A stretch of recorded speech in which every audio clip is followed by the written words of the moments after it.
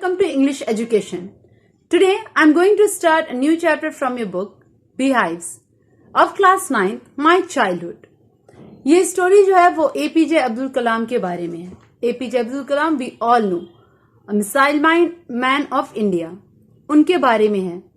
आप लोग सब जानते हैं कि he was the former president of India. अब हम लोग इसके बारे में कुछ पढ़ते हैं. बिफोर आई शैल प्रोसीड, हम लोग इसको पढ़ें उसके पहले एक चीज आप लोगों को करना है, that is you have to write a bio sketch on APJ Abdul Kalam Azad. APJ Abdul Kalam sorry, इनके बारे में आपको बाय स्केच लिखना है. इजीली अवेलेबल होगा और आप कहीं से भी इनके बारे में अच्छे से लिख सकते हैं. अच्छे से डिस्क्राइब करके लिखना. इनका जन्म तमिल रामेश्वरम में हुआ था, इन अ तमिल फैमिली. और इनका death, he was the 11th president in 2002 and he died on 27th July 2015 where in Shillong में इनकी मौत हुई थी 27 जुलाई 2015 में. अब उनके बचपन के दिन में उन्होंने अपनी लाइफ कैसे गुजारी है उसके बारे में ये पूरी स्टोरी दी हुई है. ये जो स्टोरी, ये एक्सट्रैक्ट जो हम लोगों ने लिया है, जो अभी हम लोग पढ़ेंगे, वो उनकी बायोग्राफी विंग्स ऑफ फायर, ठीक है, उनकी खुद की ऑटोबायोग्राफी लिखी हुई है, उसमें से ली गई है ये कहानी. ठीक है, चलो now we shall start. Be ready with the books. If you have any confusion, better write it down in the comment. I was born in a middle-class Tamil family in the island town of Rameshwaram in Eastwell, Madras state. My father, Jainul Abidin, had neither much formal education nor much wealth. Despite this disadvantage, he possessed great intent, wisdom, and a true generosity of spirit. He had an ideal helpmate in my mother, Ashiyama. Now, Abdul Kalam का जन्म एक middle class family में तमिल में हुआ था. Tamil family में हुआ था, जो कि रामेश्वरम में रहती थी. रामेश्वरम के आइलैंड में. You might remember the map. यहाँ पे तमिलनाडु, यहाँ पे एक आइलैंड है, ठीक है. Here is Rameswaram, just corner side, वहां पे रामेश्वरम है. वहां पे उनका जन्म हुआ था. उनके फादर का नाम था जैनुल आबदीन. उनके फादर ने फॉर्मल एजुकेशन तो नहीं लिया था और ना ही उनके पास में ज्यादा वेल्थ थी, ज्यादा अमीर भी नहीं थे. उसके अलावा उन्होंने एक बहुत अच्छी चीज उनके पास थी, that he has a wisdom, intend wisdom, जो बोलते हैं ना जन्म से भगवान का दिया हुआ गिफ्ट, वैसी बुद्धि थी इनके पास में. और बहुत ही जेनरस थे वो. जेनरस मीन्स होता है काइंड, हेल्पफुल. वैसे थे एपीजे अब्दुल कलाम के फादर. उनके लिए एक उनकी वाइफ जो थी वो एक आइडियल वाइफ थी, जिसके बारे में सोलमेट वी थिंक ऑफ, वैसी उसकी वाइफ थी. अब्दुल कलाम की मदर जो थी आशियामा, वो वैसी ही थी जैसा सोचा जा सकता था. I did not recall the exact number of people she fed every day.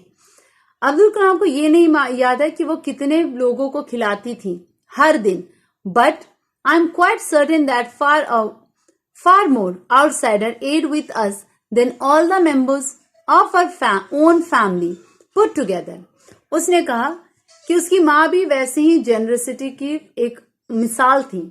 उनको नहीं मालूम है कि उनके मम्मी जो थी आसियामा जो थी वो कितने लोगों को खाना खिलाती थी, पर हाँ वो इतना बता सकते जितने मेंबर्स उनके घर में थे उनसे बहुत ज्यादा मेंबर्स को वो हर रोज खाना खिलाती थी. फेड मीन्स होता है खाना खिलाना.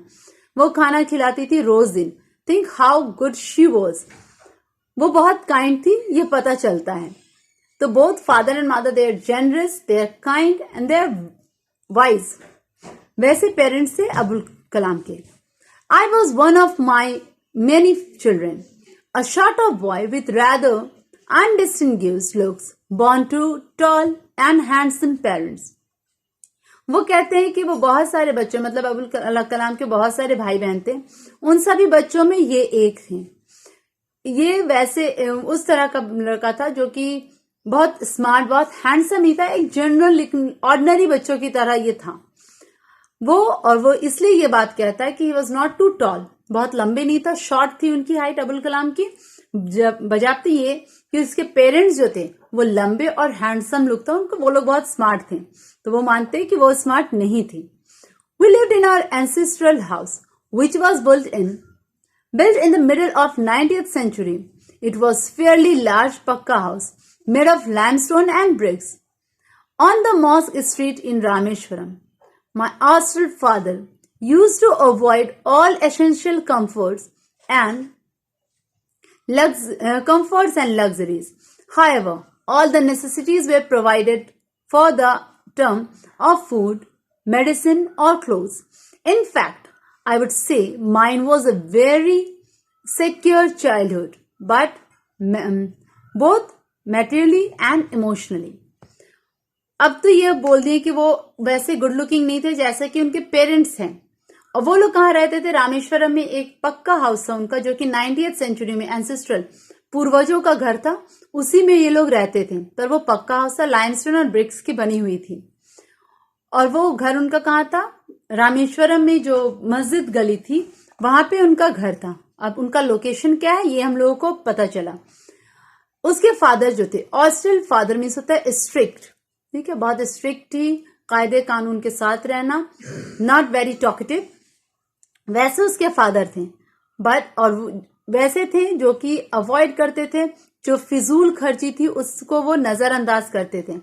वो मानते थे कि जितना जरूरत है उतना ही काम किया जाए। अनएसेंशियली जो हम लोग कंफर्ट और लग्जरीज लाइफ में चाहता था वो सारी चीजों को वो अवॉइड करते थे, नजरअंदाज करते थे। हाउएवर, अबुल कलाम और उनकी फैमिली को वो प्रॉपर मेडिसिन, फूड, क्लोथ्स, ये सब कुछ वो प्रोवाइड करवाते थे। यहां तक कि अबुल कलाम ये भी मानते थे कि उनके चाइल्डहुड डेज जो थे वो सबसे ज्यादा सिक्योर थी। सिक्योर मीन सेफ था, मैटेरियलिस्टिक भी और इमोशनली भी। वो जानता था कि उसके पास में उतने पैसे नहीं है फैमिली को, पर उसमें भी वो बहुत ही संतुष्ट था।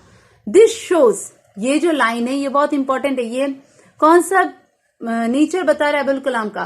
कि वो अपने पेरेंट्स के लिए ग्रेटिट्यूड शो कर रहा है, थैंकफुल है वो कि जो कुछ भी उन्होंने उनको दिया है दैट्स इनफ फॉर हिम, वो बहुत था उनके लिए। ये चीज वो बताने की कोशिश कर रहे हैं।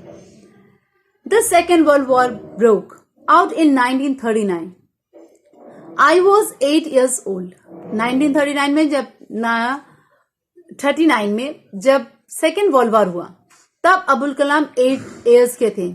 अब इससे आप लोग इजीली बता सकते हैं कि उनका जन्म कब हुआ था? 1931 में, ठीक है।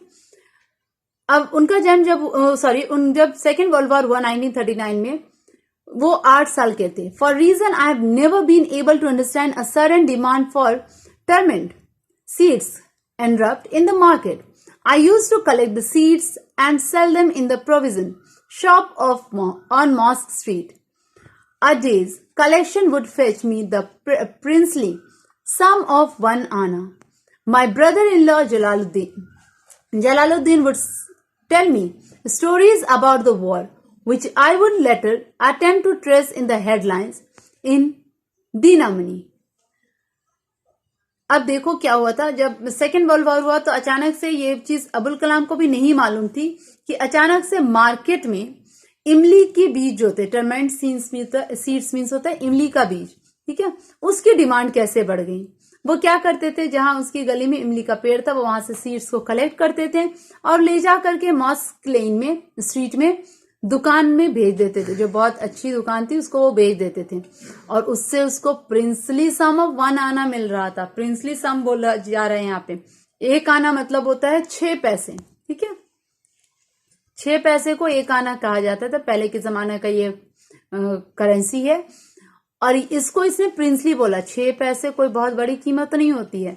यहाँ पे इसने आयरनिकल वर्ड यूज किया। आयरनिक मीन्स क्या होता है? आयरनिक मीन्स होता है आप किसी चीज को थोड़ा सा ताना दें, दैट इज कॉल्ड आयरन, ठीक है। Ironic means. तो हियर उसने कहा था कि बहुत बढ़ा चढ़ा के वो बोल रहे हैं, वो उसको झूठ बता रहे हैं, उल्टा बोलना, ठीक है। आप जब मम्मी पापा जब घर आके पते बच्चा पढ़ाता था, मम्मी कहती कि हाँ तो दिन भर पढ़ा, जबकि आप कुछ नहीं पढ़े, तो वो आप एक ताना देती हैं, दैट इज आयरनिक, ठीक है। तो वैसे ही इसने कहा कि एक प्रिंसली सम ऑफ 1 आना उसको मिलता है। और फिर वॉर की कहानियां, उसका एक ब्रदर इन लॉ था जलालुद्दीन, वो उसको वॉर की कहानियां सुनाता था, और उस वॉर की कहानी वो सुनने के बाद उसके न्यूज़पेपर आती थी, दीनामणि तमिल न्यूज़पेपर थी, उसमें वो इसको ढूंढते थे, वो हेडलाइन, जैसे वो जो कहानी सुना उसको वो फाइंड आउट करते थे कि वो सही है या गलत है। He used to clarify everything कि वेदर इट इज करेक्ट और जस्ट अ रूमर, वो इस चीज को ढूंढने की कोशिश करते थे। Our area being isolated was completely unaffected by the war, but soon India was forced to join the Allied force, and sometime, like a state of emergency was declared, the first casualty came in the form of suspension of train halt at Rameshwaram station. The newspaper now had to be bundled and thrown out from the moving train on the Rameshwaram road between Rameshwaram and Dhanushkodi. अब क्या हुआ कि जब जलालुद्दीन उनको कहानियां सुनाता था, वो दीनामणि नाम के न्यूज़पेपर में उसको सर्च करता था, फाइंड करता था। जब तक वॉर का इफेक्ट वहां नहीं पड़ा था रामेश्वरम में, तब तक तो ठीक था, पर जब वॉर में इंडिया भी पार्टिसिपेट कर लिया, अलायंस ग्रुप में वो भी चला गया, जिसमें यूएसए, रशिया, यूके ये सारे थे। जब अलायंस ग्रुप इंडिया ज्वाइन कर लिया था वर्ल्ड वॉर में, तब पूरे इंडिया में इमरजेंसी लागू हो गई थी, आपातकाल जिसको कहा जाता है, emergency when the whole country comes under the control of the president. ठीक है, जब प्रेसिडेंट का कंट्रोल हो जाता है पूरे कंट्री में, that is called central government rule करती है, दैट इज इमरजेंसी डिक्लेयर कर दिया गया था। और सबसे पहले इमरजेंसी जब लागू हुआ था, तो जो इन लोगों को प्रॉब्लम हुआ था रामेश्वरम में, वो ये कि वहां पे ट्रेन जो थी वो सस्पेंड कर दी गई थी, वहां पे ट्रेन नहीं आती थी, वहां पे एक हॉल्ट हुआ करता था। हॉल्ट मीन्स होता है एक छोटा सा पॉज करके ट्रेन 2-3 मिनट के लिए रुकती है।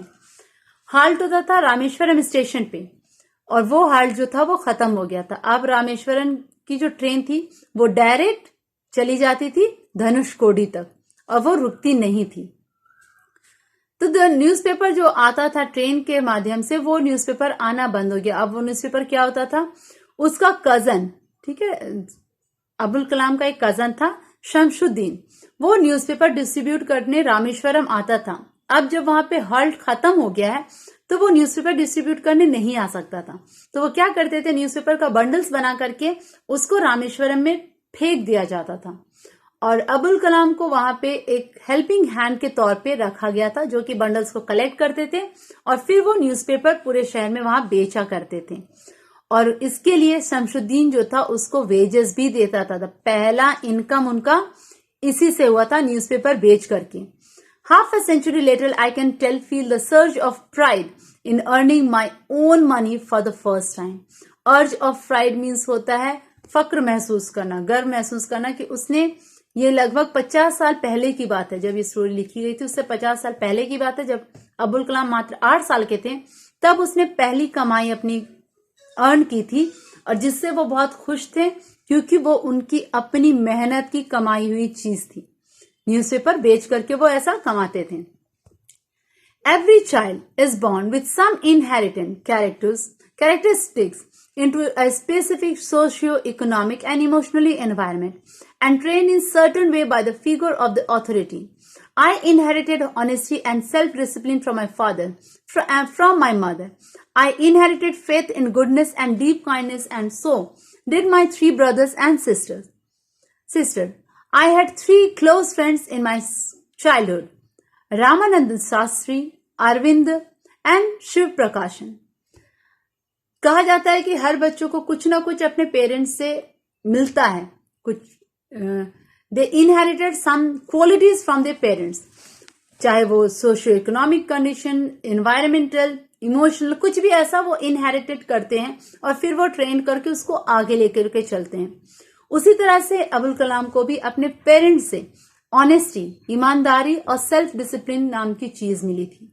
He was very self discipline and honest. उनकी मदर से उसने काइंडनेस, फेथ इन गुडनेस, अच्छाई पे यकीन, डीप काइंडनेस, ये सारा कुछ उसने मिला था। और उसके साथ साथ उनके भाई, जो कि 3 भाई थे उनको और उसकी बहन को भी यही चीज मिला था। इसके अलावा अब्दुल कलाम के 3 क्लोज फ्रेंड थे। अब यहां तक तो हो गया उनके पेरेंट्स के बारे में, उनकी लाइफ कैसे चली, how does he earn his first wages, ये सब कुछ बात की है। अब आती है बात उनके फ्रेंड्स की, the creatures you love most. ठीक है, तो उनके 3 क्लोज फ्रेंड थे, Ramanand Shastri, Arvind and Shiv Prakasan. All 3 boys were from orthodox Hindu Brahmin families. ये तीनों के तीनों लड़के जो थे वो एक ऑर्थोडॉक्स मीन्स होता है कट्टरपंथी वाला, ठीक है, स्ट्रॉन्ग बिलीव, वैसे बिलीव वाले हिंदुइज्म फैमिली को, ब्राह्मण फैमिली को बिलोंग करते थे। All children, none of us ever felt any difference among ourselves because of a religious difference and upbringings. Because of religious difference and upbringing. In fact, Ramananda Shastri was a son of Pakish Rameshwaram temple. Later he took over the priesthood of Rameshwaram temple from his father. ठीक है, ये जो तीनों friend थे वो बहुत close bonding थे। ये चीज ये बताने की कोशिश कर रहे हैं कि उस वक्त के टाइम में कोई भी रिलीजियस डिफरेंस नहीं था वहां पे। वो तीनों ऑर्थोडॉक्स हिंदू ब्राह्मण फैमिली के थे और एपीजे अब्दुल कलाम जो थे वो मुस्लिम फैमिली को बिलोंग करते थे, पर उन सब के बीच में एक कंप्लीट बाउंडेशन थी, बहुत अच्छी उनकी दोस्ती थी। वहां पे कोई भी लड़ाई झगड़ा ये सब नहीं होता था। ये शो करता है कि अब्दुल कलाम के साथ साथ वो जो तीनों उनके फ्रेंड थे उनकी अपब्रिंगिंग जिस तरीके से हुई है, उनको भी यहां से लड़ाई झगड़ा और रिलीजियस डिफरेंस के बारे में नहीं बताया गया था। रामानंद शास्त्री जो थे वो पाक्षी लक्ष्मणा शास्त्री का बेटा था, जो कि एक प्रिस्ट रहते थे, महंत थे रामेश्वरम टेम्पल में। और उसके बाद उसके फादर के बाद रामानंद शास्त्री ने ही उनके फादर की जगह वहां पे प्रिस्टहुड की जगह संभाली थी। और जब बड़े हुए तो फिर अरविंद जो थे वो business of arranging transport for visiting pilgrims, जो तीर्थ यात्री आते थे उनके लिए वो उसको अरेंज करने में, उनके ट्रांसपोर्टेशन के बिजनेस में चले गए। और जो श्री प्रकाशन था वो catering for contract for the southern railways वो अडॉप्ट किया। मतलब बड़े होने के बाद सब अलग अलग बिजनेस फील्ड में चले गए। APJ Abdul Kalam, we all know very well where he has, कहां वो चले गए थे। बाकी जो तीनों फ्रेंड थे, एक तो प्रिस्ट बन गया रामेश्वरम टेम्पल में, दूसरा बंदा जो था वो बिजनेसमैन बन गया था, वो ट्रांसपोर्टिंग अरेंज करता था, और तीसरा जो था वो केटरर बन गया था रेलवे, सदर्न रेलवेज में। During the Shri Sitaram Kalyanam ceremony, marriage ceremony को कहते हैं इन तमिल साउथ इंडिया। तो जब सीताराम की शादी का सेरेमनी होता था, एनुअली हर साल में होता है, तो जब ये शादी होती थी वहां पे, जब से सेलिब्रेट किया जाता था ये फेस्टिवल, तब एपीजे अब्दुल कलाम की जो फैमिली थी वो बोट्स अरेंज करती थी। कहां तक के लिए? वो आइडल को, वो मूर्तियों को बोट में बिठा करके वहां तक ले जाने के लिए जहां मैरिज साइट है, मैरिज साइट जहां पे शादी होना था, राम जी और सीता जी जो भगवान थे उनकी शादी जहां करवानी थी, वहां ले जाकर के उनको सेट करने का काम था इनका। बोट वही अरेंज करते थे। It was on the middle pond called Ram तीर्था, और वो कहां पे था? राम तीर्था नाम की एक पॉन्ड थी, तालाब थी, उसके बीचों बीच ये चीज थी, ये जगह थी जहां शादी होती थी, जो कि अब्दुल कलाम के घर के बहुत पास थी। Even from the Ramayana and from the life of prophet were bedtime stories my mother and grandmother would tell the children in our families. और ये भी था कि उनको उनके पेरेंट्स, जो ग्रैंड पेरेंट्स थे या उसकी मम्मी थी, वो प्रॉफिट मोहम्मद की कहानियां या फिर रामायण की कहानियां सुनाती थी। दिस शोज की उसके अपब्रिंगिंग जो हो रही थी, जो पेरेंट्स थे वो भी कोई रिलीजियस डिफरेंस फील नहीं करते थे। Thus we can conclude with this कि उस वक्त कोई भी रिलीजियस बाउंडेशन, रिलीजियस डिफरेंस नहीं था in India. Till here I am coming to an end. इसके बाद की story will read later. Till then complete your works, and if you have any problem I let you know. I am giving you the link to download the books as far as I know कि तुम लोग को you're facing problem to continue the chapters. So till then, take care. Goodbye.